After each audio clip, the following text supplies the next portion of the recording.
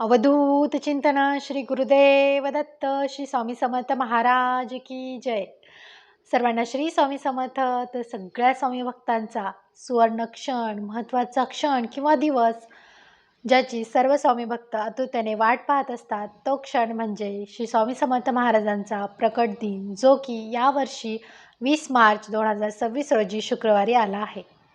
स्वामींचे आपल्या आयुष्यातील स्थान खरंच खूप महत्त्वपूर्ण आहे. ते जर नसते तर आपल्या आयुष्याला अर्थ नसता, असं मला तरी नक्कीच जाणवते आणि सर्व स्वामी भक्तांना देखील नक्कीच जाणवत असेल. या दिवशी स्वामींची जेवढी सेवा करावी तेवढी कमीच आहे. हा दिवस अगदी एखाद्या सणापेक्षा कमी नाही. या सुवर्ण क्षणाचे औचित्य साधून आपल्याला 21 दिवसांची ही स्वामी सेवा करायची आहे. तर ही स्वामी सेवा कोणी करावी, कशी करावी, याचे नियम काय, यासंबंधीची संपूर्ण माहिती व्हिडिओमध्ये सांगितली आहे. ते व्हिडिओ शेवटपर्यंत बघा आणि व्हिडिओ आवडला तर व्हिडिओला लाईक, शेअर आणि चॅनलला नवीन असाल तर सबस्क्राईब करायला विसरू नका. तर यावर्षी 2026मध्ये स्वामी समर्थ महाराजांचा प्रकट दिन हा 20 मार्च 2026 रोजी शुक्रवारी आला आहे. चैत्र शुक्ल द्वितीया या दिवशी हा सुवर्णक्षण, हा उत्सव असतो. स्वामी हे प्रकट झालेले आहेत. कर्दळी वनात त्यांनी प्रथम आपल्या सर्वांना दर्शन दिले होते. दत्तप्रभूंचे अवतार श्री स्वामी समर्थ महाराज सर्वांनाच त्यांनी वेळोवेळी प्रचिती देखील दिली आहे. आता ही सेवा का करावी तर बघा, आपल्या हातून स्वामी सेवा करून घेतात. करता करविता ही तेच आणि सेवा करून घेणारेही तेच. आपण फक्त निमित्त मात्र आहोत. 21 दिवसांचे पारायण आपल्याला श्री स्वामी चरित्र सारामृत या ग्रंथाचे करायचे आहे. तर 21 दिवसांची ही सेवा आपल्याला करायची आहे. मग तुम्ही ही 28 फेब्रुवारी ते 20 मार्च या काळामध्ये 21 दिवसांपर्यंत ही सेवा करू शकता किंवा मग तुम्ही उद्यापासून देखील ही सेवा सुरू करू शकता. तर स्वामी चरित्र सारामृत हा ग्रंथ महाराजांचा जवळचा, महाराजांची अनुभूती देणारा अगदी पवित्र आणि दिव्य असा ग्रंथ आहे. देवाने आपल्याला खूप काही द्यावे यासाठी सेवा करू नये, तर देवाने आपल्याला खूप काही दिले आहे यासाठी आपल्याला ही सेवा करायची आहे. त्यांचा कृपा आशीर्वाद सदैव आपल्यावर, आपल्या कुटुंबियावर सदैव राहावा यासाठी आपल्याला ही सेवा करायची आहे. आणि त्यांच्याकडे कधीच काही मागायची गरज पडणार नाही. भक्तांच्या सर्व अडचणी, दुःख ते दूर करतात. इच्छा असतील आणि जे नशिबातही नसेल ते स्वामी आपल्या भक्तांना मिळवून देतात. योग्य वेळ आली की स्वामी आपल्या भक्तांना अगदी भरभरून देतात. मग लग्न होत नसेल, नोकरीची इच्छा असेल, सांसारिक अडचणी असतील, गर्भधारणेबाबतच्या अडचणी असतील, व्यावसायिक अडचणी असतील, संसारातील दुःख असतील, जे काही अडथळे असतील ते या सेवेने दूर होतात. खूप सारे अनुभव या सेवेबाबतचे आलेले आहेत. विज्ञानाला अध्यात्माची जोड मिळाली की सर्वच गोष्टी अगदी सहज साध्य होतात. त्यामुळे ही सेवा प्रत्येक भक्ताने अगदी आवर्जून करावी. आता ही सेवा कशी करायची आहे तर 28 फेब्रुवारीपासून ते 20 मार्चपर्यंत आपल्याला 21 दिवसांची ही सेवा करायची आहे. 21 दिवसांचे हे पारायण आपल्याला करायचे आहे. तर तुम्ही 28 तारखेपासून या पारायणास सुरुवात करू शकता किंवा अगदी उद्यापासून जरी तुम्ही या पारायणास सुरुवात केली तरी काहीच हरकत नाही. तर 20 तारखेच्या आधी जर तुमचे हे पारायणचे सांगता होत असेल तरी काहीच हरकत नाही किंवा 20 तारखेच्या पुढे जरी तुमचे हे पारायण गेले, म्हणजे 25 तारखेपर्यंत 21, 22, 25 तारखेपर्यंत जरी गेले किंवा 30 मार्चपर्यंत जरी तुमच्या पारायणाची सांगता झाली तरी काहीच हरकत नाही. कारण बघा, बऱ्याच जणांना भरपूर साऱ्या गोष्टी असतात. म्हणजे बऱ्याच जणांना कुठे बाहेर जायचे असेल किंवा काही लग्नकार्य असतील, कुटुंबातच आपल्या काही लग्नकार्य असतील किंवा बाहेर गावी वगैरे जायचे असेल किंवा मग महिलांच्या मासिक अडचणी असतील, तर त्यामुळे तुम्ही या पारायणास अगदी आधीपासून सुरुवात करू शकता किंवा तुमचे पारायण 20 तारखेच्या आधी जरी संपले तरी काहीच हरकत नाही किंवा मग 20 तारखेच्या पुढे जरी गेले तरी काहीच हरकत राहणार नाही. बघा, सेवेला महत्त्व आहे. तुम्ही सेवा कधी करताय, कशी करताय यापेक्षा तुम्ही सेवा करताय ना, याला जास्त महत्त्व आहे. पारायण काळामध्ये तुमचे काही पारायण पूर्ण झाले, त्यानंतर मग तुम्हाला कुठे जावे लागले किंवा मग काही अडचणी आली किंवा काही मासिक धर्म वगैरे आला तर तुम्ही मग ते 4 दिवस सोडून द्यायचे.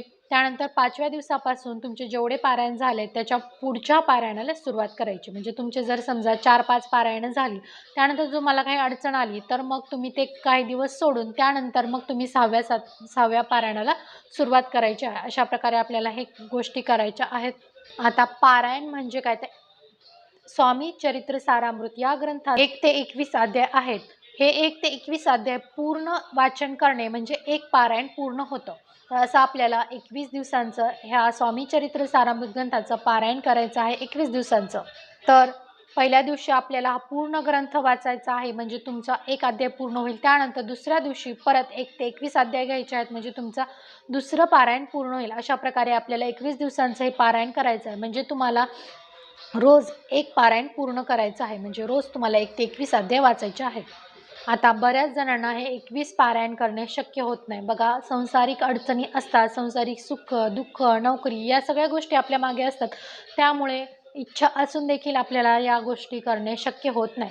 तर त्यामुळे जर तुमची इच्छा असेल पारायण करण्याची, परंतु तुम्हाला जर 21 पारायण करणे शक्य होत नसेल, तर मग तुम्ही 1, 5, 7, 11 अशी पारायण देखील करू शकता. जर याची सुरुवात मग तुम्ही केव्हाही करू शकता आणि याचा शेवट म्हणजे उद्यापन तुम्ही कधीही करू शकता. तर बघा, जर तुम्ही एक पारायण करणार असाल, मग तुम्ही रोज एक अध्याय घ्यायचा आहे. म्हणजे 21 दिवसात तुमचे 21 अध्याय पूर्ण होतात म्हणजे तुमचं एक पारायण पूर्ण होतं. आणि जर मग तुम्ही 5, 7, 11 याप्रमाणे जर या पारायण करणार असाल, तर मग त्याप्रमाणे तुम्ही कोणत्या दिवसापासून सुरू करणार आहात, किती पारायण करणार आहात, मग तुम्हाला रोजचे किती अध्याय घ्यायचे आहेत, त्या प्रमाणे तुम्हाला मग ते नियोजन करायचं आहे आणि त्याप्रमाणे मग तुम्हाला हे पारायण करण्यास सुरुवात करायची आहे. पारायणास सुरुवात करण्याआधी आपल्याला केंद्रात जायचे आहे. स्वामी समर्थ महाराजांपुढे आपल्याला नारळ आणि खडीसाखर घेऊन जायचं आहे. त्यांना ते अर्पण करायचं आणि प्रार्थना करायची आहे की आपण हे 21 दिवसांचे पारायण करणार आहोत किंवा मग तुम्ही जेवढे पारायण करणार आहेत तेवढे पारायण म्हणायचे आहे आणि ते निर्विघ्नपणे पार पडू दे. तुमची काही इच्छा असेल तर ती सांगावी आणि स्वामी समर्थ महाराजांना प्रार्थना करावी की हे जे काही संकल्प आपण करणार आहोत, जे काही आपण पारायण संकल्पयुक्त पारायण करणार आहोत ते निर्विघ्नपणे आणि व्यवस्थित पार पडू दे, अशी प्रार्थना त्यांना करायची आहे. त्यानंतर पारायणास सुरुवात करायची आहे. जर तुम्हाला केंद्रात जाणे शक्य नसेल तर मग तुम्ही घरी स्वामी समर्थ महाराजांच्या मूर्तीपुढे किंवा फोटोपुढे तुम्ही नारळ आणि खडीसाखर ठेवायची आहे आणि प्रार्थना करायची आहे. आता या पारायणासाठी काही वेगळी अशी मांडणी करण्याची काहीच आवश्यकता नाही आहे. तुम्ही ही पारायण देवघरासमोर देखील बसून करू शकता किंवा मग तुम्ही केंद्रात देखील सामूहिक पारायण असतं तेथे जाऊन देखील तुम्ही ही सेवा करू शकता किंवा जर मग तुमची इच्छा असेल तर मग तुम्ही याची वेगळी मांडणी वगैरे करून तुम्ही ही सेवा करू शकता. ज्याप्रमाणे इच्छा असेल त्याप्रमाणे तुम्ही करू शकता. आता पारायण झाल्यानंतर आपण हा ग्रंथ जागेवर उचलून ठेवू शकतो किंवा मग जर तुमची इच्छा असेल की तुम्हाला ह्या 21 दिवस पारायण काळामध्ये तुम्हाला ग्रंथ हलवायचा नाही आहे, तर मग तुम्ही त्याप्रमाणे तो व्यवस्थित झाकून ठेवायचा.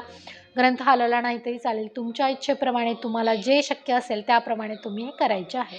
पारायणास सुरुवात करण्याआधी पोतीला हळदी कुंकू व्हायचे आहे, अक्षदा व्हायच्या आहेत, फुलं अर्पण करायचे आहेत, नमस्कार करायचे आहेत. त्यानंतर प्रथम आपल्याला स्वामी स्तवन वाचायचं आहे. त्यानंतर मग या ग्रंथातील 1 ते 21 अध्याय वाचायचे आहेत.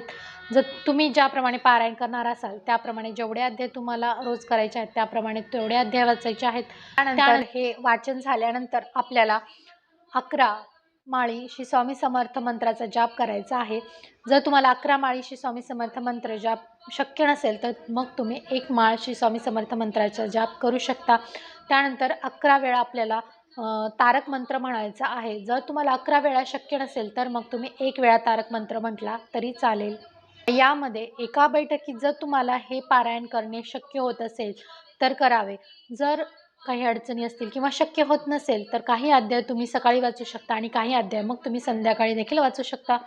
त्याचबरोबर जर तुम्हाला खाली बसून पारायण करणे शक्य नसेल, आता बऱ्याच जणांना बसण्यासाठी म्हणजे पायदुखी किंवा गुडघेदुखीचा प्रॉब्लेम असतो. जर त्यांचा काही असा काही प्रॉब्लेम असेल तर मग तुम्ही खुर्चीवर बसून देखील पारायण करू शकता. खुर्चीवर बसून देखील तुम्ही हे वाचन करू शकता. आता स्वतःला त्रास करून आपल्याला कोणत्याच गोष्टी करायच्या नाहीत. जर तुमचा काही मेडिकल प्रॉब्लेम असेल तर तुम्ही त्या गोष्टींची काळजी घेऊनच ह्या पारायण करायचे आहे. त्याचबरोबर उपवास करायचा काय नाही सर्वस्वी तुमच्यावर आहे. जर तुम्हाला उपवास करायचा असेल तर तुम्ही उपवास करू शकता. जर नसेल तर मग तुम्ही जेवण वगैरे करून देखील ह्या पारायणाचं वाचन करू शकता. त्यानंतर ज्यांना काहीच करणे शक्य नसेल परंतु त्यांना या काळामध्ये सेवा करायच्या आहेत तर त्यांनी मग 11 माळी रोज 11 माळी श्री स्वामी समर्थ मंत्राचा जाप करायचा आहे. नामस्मरणात खूप शक्ती आहे. जर तुमची इच्छा असेल तर मग तुम्ही या सेवा आवर्जून करावी. जर काहीच शक्य नसेल तर कमीत कमी श्री स्वामी समर्थ मंत्राची माळ जप तरी अवश्य करावी. आता या काळामध्ये काही नियमांचे आपल्याला पालन करायचे आहेत. त्यामध्ये पहिली गोष्ट म्हणजे पारायण काळामध्ये आपल्याला परान्न वर्ज्य करायचे आहे. म्हणजे बाहेरचे खायचे नाही आहे किंवा दुसऱ्याच्या घरचे आपल्याला खायचे नाही आहे. तर यामध्ये मग तुम्ही पारायण काळामध्ये घरचं जेवण करायचं आहे. त्यानंतर दुसरी गोष्ट म्हणजे मांसाहार वर्ज्य करायचा आहे. जर घरातील व्यक्ती खात असतील तर काही हरकत नाही, परंतु तुम्हाला ह्या गोष्टी करायच्या नाही आहेत किंवा खायच्या नाही आहेत. त्यानंतर या काळामध्ये ब्रह्मचर्याचे पालन करायचे आहे. शक्य झाले तर नक्कीच तुम्ही या गोष्टींचे पालन करावे. त्यानंतर तुम्ही जर केंद्रात जाऊन करत असाल तर मग केंद्रातील प्रसाद वगैरे असेल तर तो चालतो. त्यात काही हरकत नाही. त्याचबरोबर कांदा, लसूण किंवा भात या गोष्टी या काळामध्ये खाल्ल्या तरी चालतात.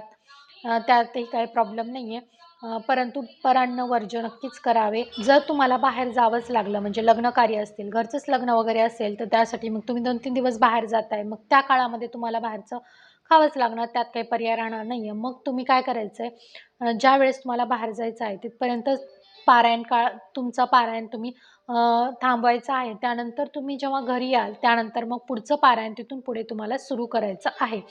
अशा प्रकारे गोष्टी करायच्या आहेत. अशा प्रकारे आपल्याला ही सेवा करायची आहे.